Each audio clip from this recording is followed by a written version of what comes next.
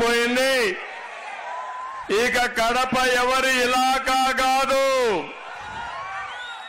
ఏ పెత్తందారుల కిందన బానిసలుగా పనిచేయాల్సిన పని లేదు. 13వ తారీఖు మార్పుకు నాంది. గెలుపు మనదే. అభివృద్ధికి పునాదేసుకోవాలి.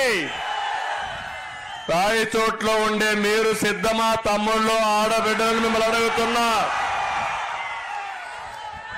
నేను అడుగుతున్నా మిమ్మల్ని అందరినీ.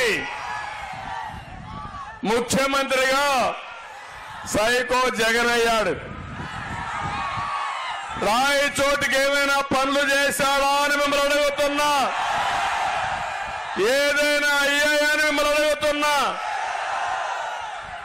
పోనీ కడపలో స్టీల్ ఫ్యాక్టరీ వచ్చిందా తమ్ముళ్ళు అని మిమ్మల్ని అడుగుతున్నా. సొంత జిల్లాలో రైతుకు ఒక చిన్న పని, ఒక సాగునీటి ప్రాజెక్టు పూర్తి చేశాడా అని అడుగుతున్నా మిమ్మల్ని.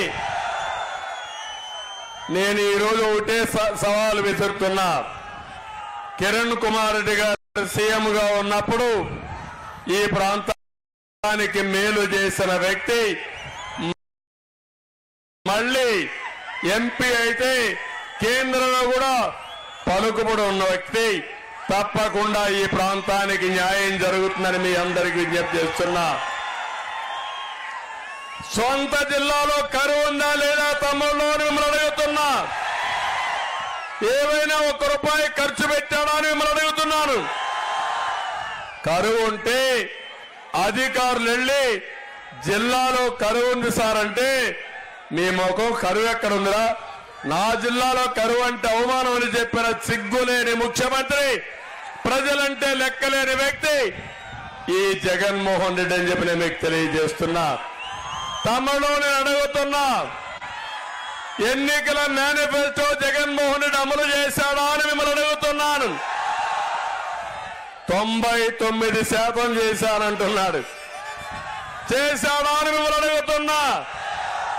కాదు, 99% చెయ్యలేదు. ఎన్ని మార్కులు వేస్తారు తమ్ముళ్ళు ఈ జగన్మోహన్ రెడ్డికి?